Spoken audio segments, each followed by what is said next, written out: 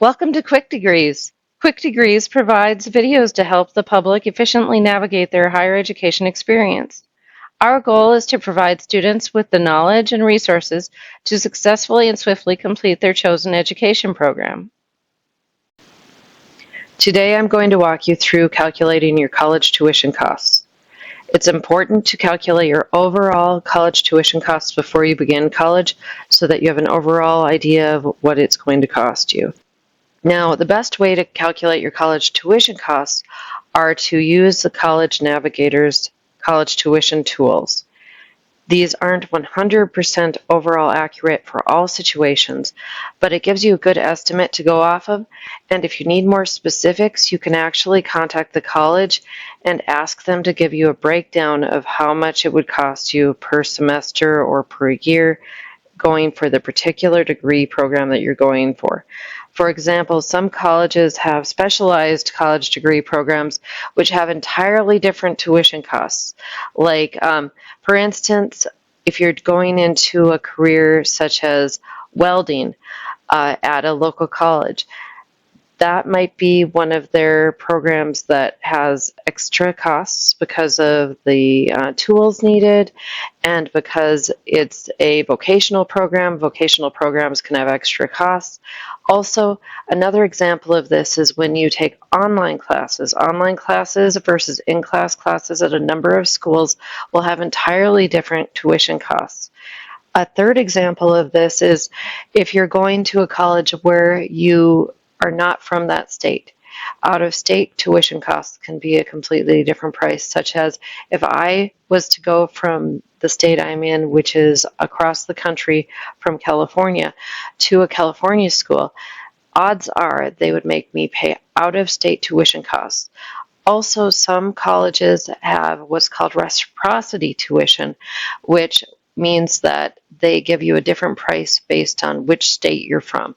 So if I went to Colorado, they might charge me less because of the fact that my state might have a reciprocity with Colorado, and the tuition costs wouldn't be considered fully out-of-state tuition costs. I might pay $50 more a credit instead of $150 more a credit if I was from a different state. So these are all factors to consider, and this is why it's really a good idea to not only have an estimate, but then possibly contacting the school for more specifics.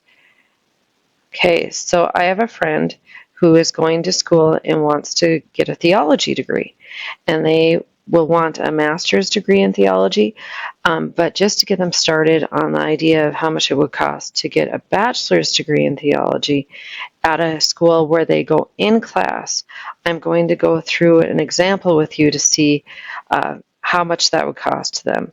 Now, they want to go to school physically in Montana or North Dakota. So we're going to go to the College Navigator and find a school that has a theology degree in Montana or North Dakota. So you go to the College Navigator and you go to the state sections here, and I will select Montana from the drop down here, and I'll hold down my control key and select North Dakota. Then I will go to the Programs and Majors section, the Browse for Programs, and click on the program area. I will pick or type in theology and hit enter. And here are the three options we have. We have pre-theology, pre-ministerial studies, theology and religious vocations, other, and theology theoretical studies. Well, I don't know which one of these I want, so I'm going to add all three. I'm going to close this, and then it says I have 3 items selected here, and I'm going to select bachelor's degree and show results. We have 2 results, Carroll College in Helena, Montana, and University of Mary in Bismarck, North Dakota. Let's take a look at Carroll College. Now, Carroll College is a 4-year private, not-for-profit college here that has some information. I'm going to go to General Information just to have an idea a little bit more about this educational institution. Now we can hit the back button.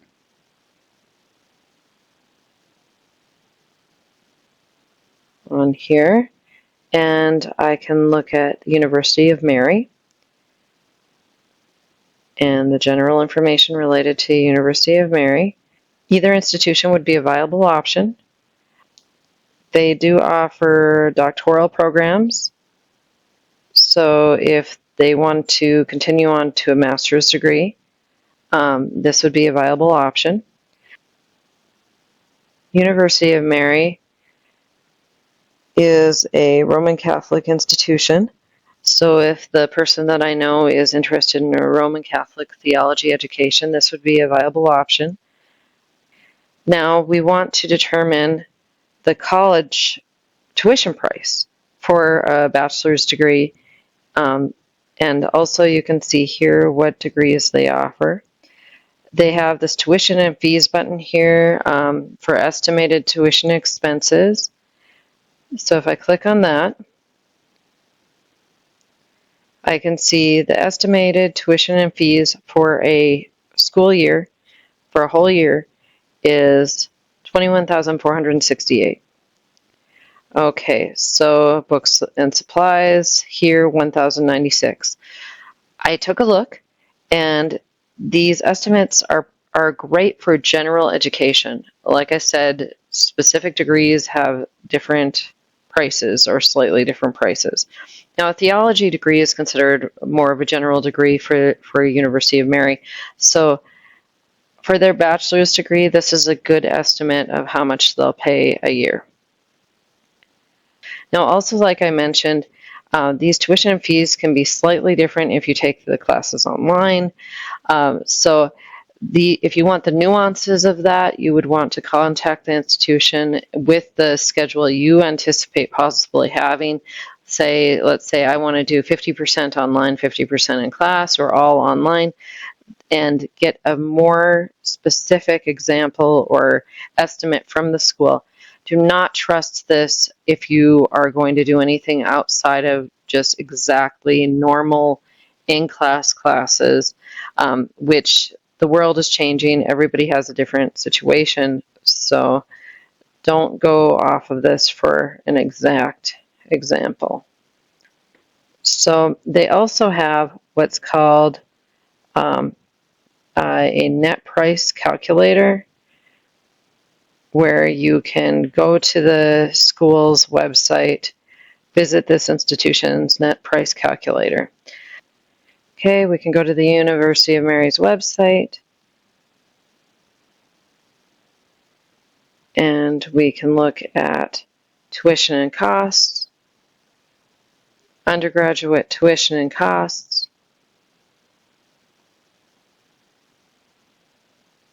okay, so they're saying tuition is $9,970 per semester. Undergraduate online and satellite location students, $680 per credit, and part-time $680 per credit hour. So different schools in different parts of the country have 2 semesters and a summer semester, so a spring, a fall, and a summer semester, so 3 semesters a year, and some do 4 quarters a year. So if you do 3 semesters a year, in my part of the country, which is North Dakota, generally a class is 3 to 5 credits. And if you go to school in a quarterly environment, like such as Oregon has a lot of quarterly environments, then it's 2 to 4 credits a class generally. So it's something that you also need to be aware of, and how many credits it takes to get your degree. So I am familiar with University of Mary, and it is the 3 to 5 in the semester situation, but they also have 5-week classes that are accelerated classes. They have 10-week classes that are accelerated classes. They have a variety of different situations where you can take 1 class at a time and still have 4 classes a semester. So these are all things that you have to be aware of, and it gets rather complicated if you're not familiar with a particular school. And here's another factor. Okay, so it says up at top how much it costs per semester. But that doesn't necessarily, that's just tuition. That doesn't necessarily include these fees down here. And so that's per credit or per 12 credit load. So these fees are also per credit or per semester. So if, let's say, I'm paying $680 a credit, and then I am paying for $150 tuition credit upon enrollment, $8 per credit, $45 per credit, $95 per credit, $100 per semester, $8 per credit, $125 per semester, and the proctoring fee. The best bang for your buck in a situation like this is, or in most college situations, is to go full-time to school, because you see these per semester fees. You're saving money by taking as many credits as possible and as a larger volume of credits in a semester, because then you're not paying more semester fees because you're not going to school longer and participating in school for more semesters. You're also, these per credit fees, they tend to have a cap. In a lot of schools, they only charge you these per credit fees up to 12 credits. And then at that point, you don't pay for any more fees, you just pay for the tuition. So a lot of the state schools in North Dakota that are public schools, they charge you only the per credit fee up until the 12th credit, and then you're just charged the tuition fee. University of Mary is not a public school, it's a private school. So their rules and regulations related to how many credits they charge you the per credit fees for, they might be endless, but you would want to talk to the college directly to know for sure that they are only charging you the per credit fees up until a certain number of credits. And so then that benefits you if you take 20 credits in a semester, because of the fact that you're not paying that per credit fee after the 12th credit and you're getting cheaper tuition. However, then sometimes even the credits are more expensive. Like, here's an example. Overload of the 19th hour. That means that if you're taking over 18 credits, your 19th credit isn't going to be $680 anymore, it's going to be $650.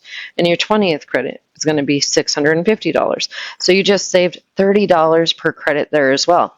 However, schools do have limitations on how many credits you can take in a semester, so you need approval before you go sign up for 20 credits in a semester for the educational institution a lot of times, because they want to know that that volume isn't going to be too much for the student.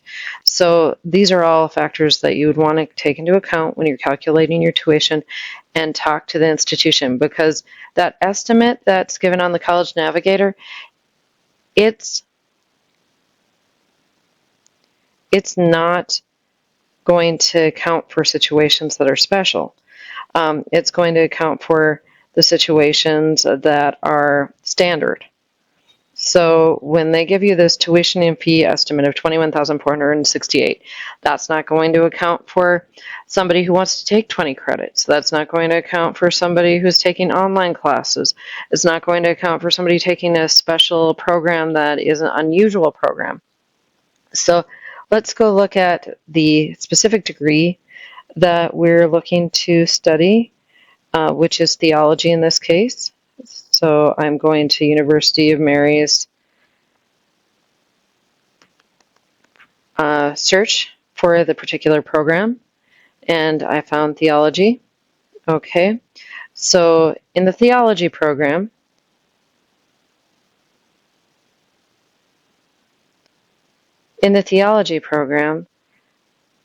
there's specific information about that particular program on their website, which is helpful so that you know what career paths and careers you can get using this particular degree program.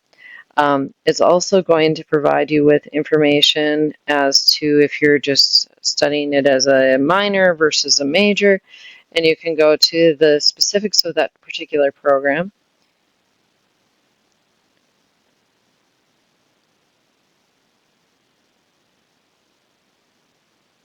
Okay, so what it's saying here for major requirements is that a major of theology requires 42 semester credit hours, and it requires these particular credits. And then these are the program classes that you can choose from to meet those requirements.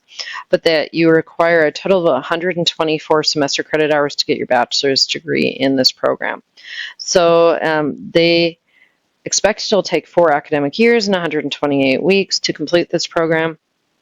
And so now you would need to decide, if I need 124 credits, but only 42 of them have to be from these classes from this school, do I need to pay for this school for the whole time, or can I go find some less expensive options to get my college degree? Because being that this college costs so much, the $21,000, do I feel comfortable paying for $21,000 times 4 years and then add the inflation onto that, which makes it possibly $22,000 or $23,000 after each time? And that does not include the food and the lodging if I decide to go there. And another factor that you have to consider is that some schools do require that you live on campus for your first year of school unless you have certain criteria met, such as you already have a family. And so these are things that you also need to verify before you enroll in the school, that there are no criteria such as that. Now that we know the criteria for the University of Marion, let's look at what options we have to pay for the college. A lot of four-year degrees, whether they're private or public, they do allow a certain number of transfer credits. And if you look at the academic catalog, which all colleges have an academic catalog that explains the requirements for their college degrees, a lot of them say only this number of credits are required to complete a college degree at this institution from here, that have to be from this institution. So, for instance, one college institution that I'm familiar with, they only require that you, it's a 2-year college, they only require that you gain 15 credits from them out of the 60 that are required to graduate. So they're willing to transfer in credits, they're willing to do alternative credit options. So an example of this is that you can attend a 2-year institution, such as a community college, transfer in all of the credits, in many cases 60 credits, into a 4-year institution, and then you are only required to get the additional 64 or so credits from the 4-year institution to complete your 4-year degree, which is economical because community colleges tend to charge a lot less money. The trick is that not all institutions will accept credits from all institutions, but University of Marion, my experience, accepted 2 years worth of community college, state college credits. And so they're likely to accept that. And every private institution has that prerogative, and every public. So if I attended a North Dakota college, a community state college, and then I went to a Montana university, a 4-year university, they can decide whether or not to accept those credits. What I've found is that public institutions and universities are more likely to accept public transfer credits. So it is more likely that if I go to a state institution in Montana and I transfer to a state institution in North Dakota, that my credits will transfer. Now, like I said, there is still a limitation on how many credits transfer, and the tricky part is that you can ask their registrar's office for which credits are going to transfer, but if you don't have them yet, they may not be able to give you exact information or accurate information. If you have the credits already, the general process is to send the transcripts from your institution of your classes that you've taken to the new institution, and then the registrar's office will review those credits to confirm whether or not they will accept the transfer. And then they'll tell you not only what will transfer, which classes, but they'll also tell you how many credits they'll transfer as, how many credits will transfer. So I attended a college in Oregon, and it was on a quarterly basis. And so the quarterly basis, for instance, I took an English class. English class was given to me as 3 credits. So I was charged 3 credits on a quarterly basis at a city college in Oregon. I transferred those credits over to a state college in North Dakota. And in the process, when I did that, they transferred my 3 credits as 2 point some credits, like 2.25 credits, because of the fact that the college in Oregon was on a quarterly basis and the college in North Dakota was on a semester basis. They are both public institutions. So in that process, that became a problem because then when I went to graduate from the state college in North Dakota, I only had 2.25 or so credits for English when in order to graduate, I needed 3 credits for that English class. Well, then I was point some credits short of an English amount of English credits to graduate.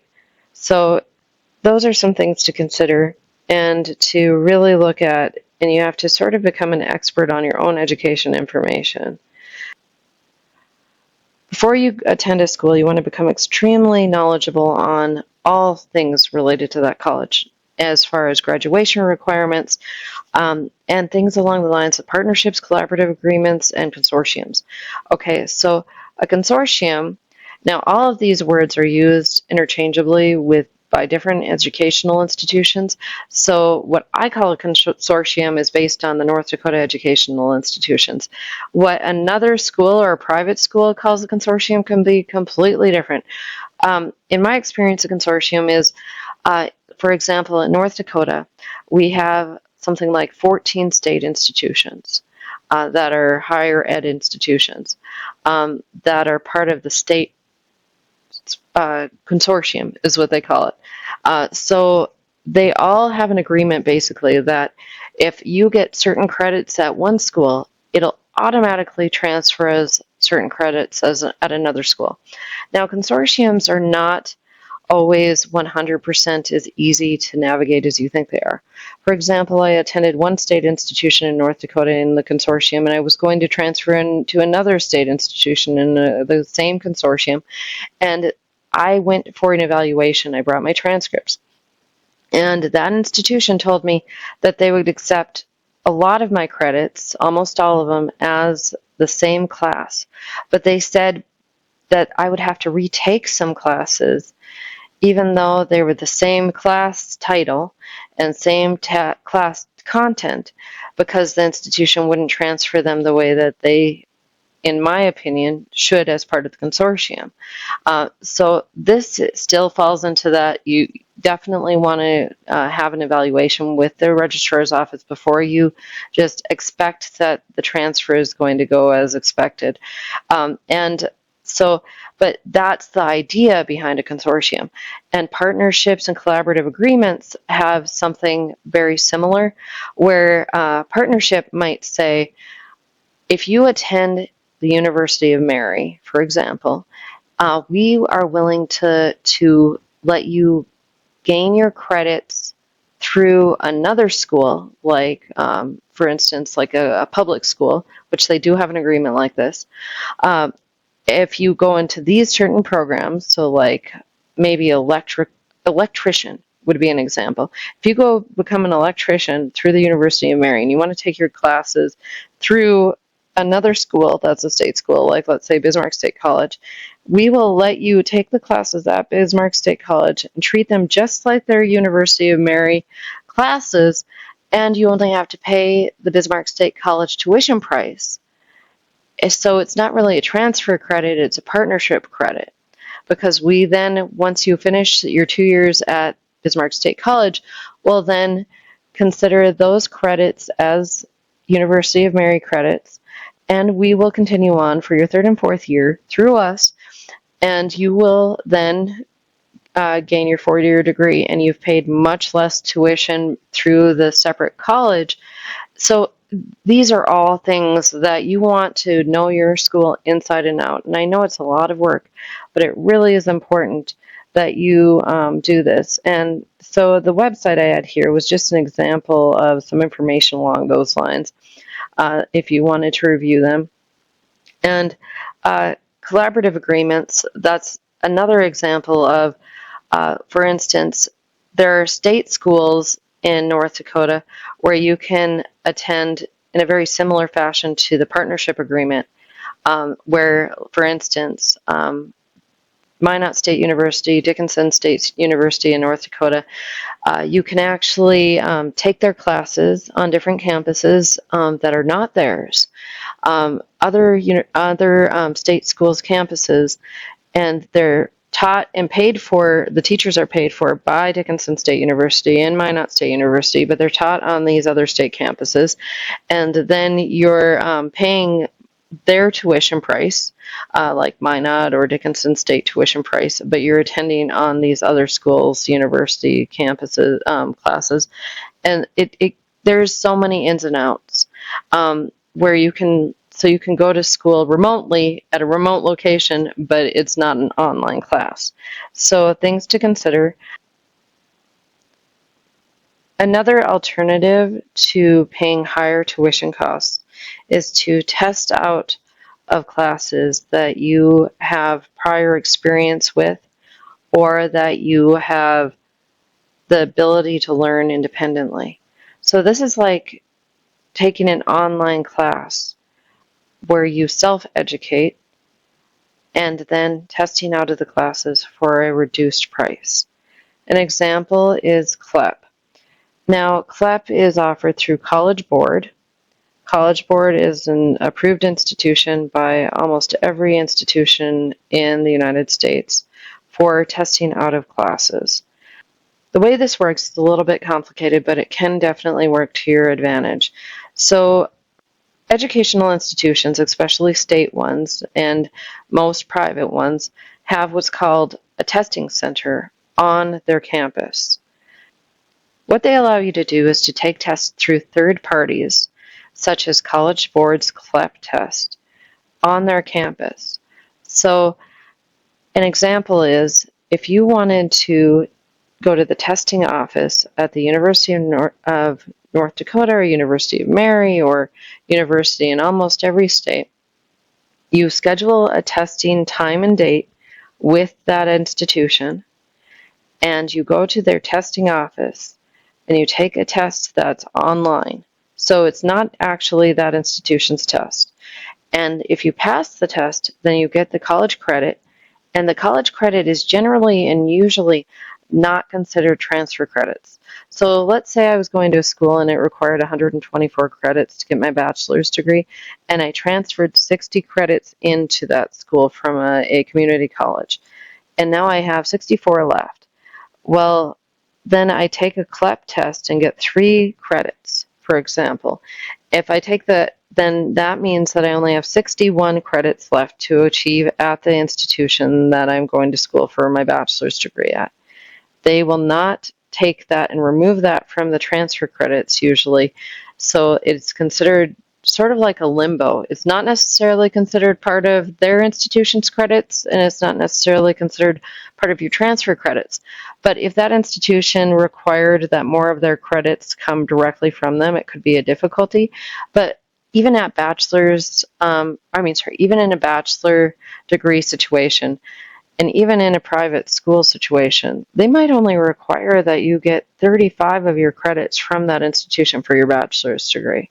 So it's generally not that tight of a situation. For CLEP, the cost was that you would pay the institution something along the lines of $15 to $25 to take the test in the testing office, and then you would pay approximately $85 to $95 for the actual test through CLEP. So you pay the institution for taking the test, and then you pay the institution online for the actual test. So before you even go take the test, you go online, you pay the online institution, the CLEP or the DSST, they're $85 or $95, and you schedule the time, and you call the school that you're going to be taking it at for the testing, and you schedule the time. Then when you go into that institution, You pay your $15 to $25 at their payment center. Then you go to the testing center and you have your receipt showing that you already paid for the test, and you take the test. And once you get done with the test, I believe it's immediate that they give you your score, and you know if you passed the test. For CLEP, for most of the tests, they only require a 50% accuracy on the responses, or 50% on your final completion as accurate. So that's something to consider.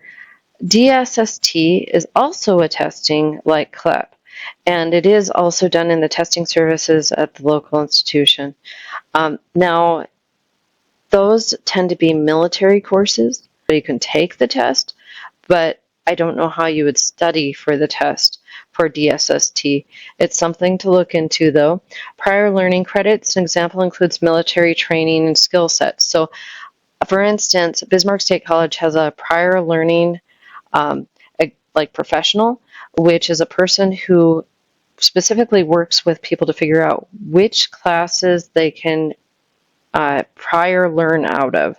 So you would go through and do an evaluation with the person at the school, and then they would walk you through the steps that would be taken to prove that you have that knowledge, and then you would gain those credits for a small fee.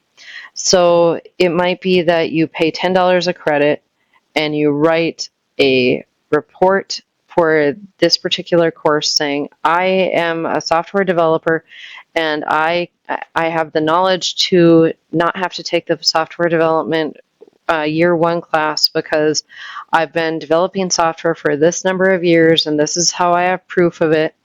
And so then you would have prior learning credits, which would be something that there might be a gray area on whether or not that's considered course credits that you've gained through that institution, or if those would be considered something like CLEP or DSST, where you gain the credits, but it's not considered transfer credits. Another option is testing out of the class.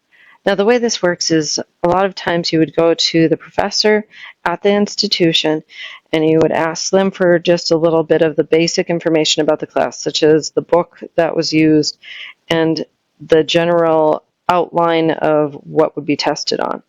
And then you would study for the test, and then you would take the test in the testing area.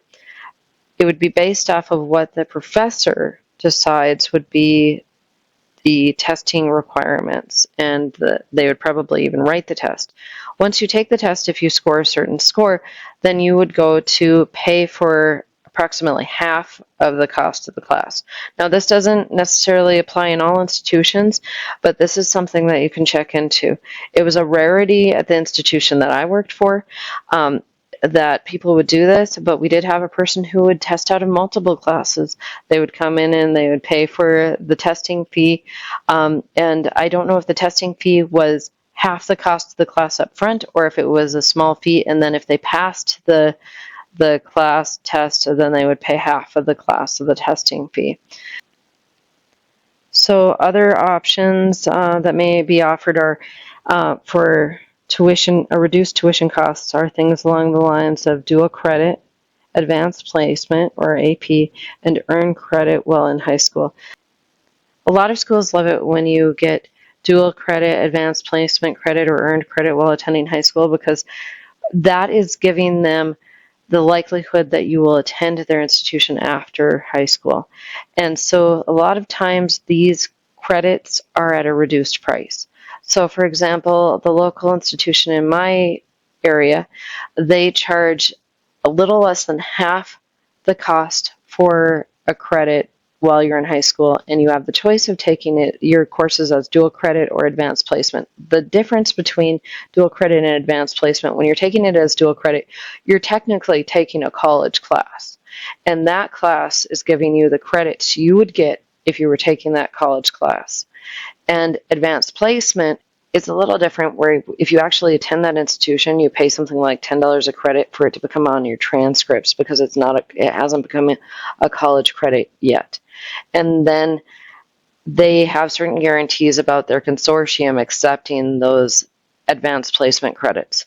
So for example, I know people who are taking dual credit and advanced placement, and in this high school locally, they're both taking the same class.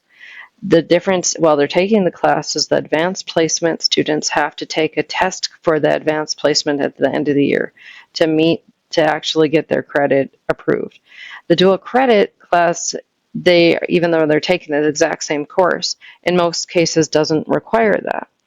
So that's one big difference. And they will not get their advanced placement on their transcript until they go to the local college that they want to in that consortium and pay a fee on top of it. The dual credit, they're already paying for the college credit, but they're paying at a reduced fee.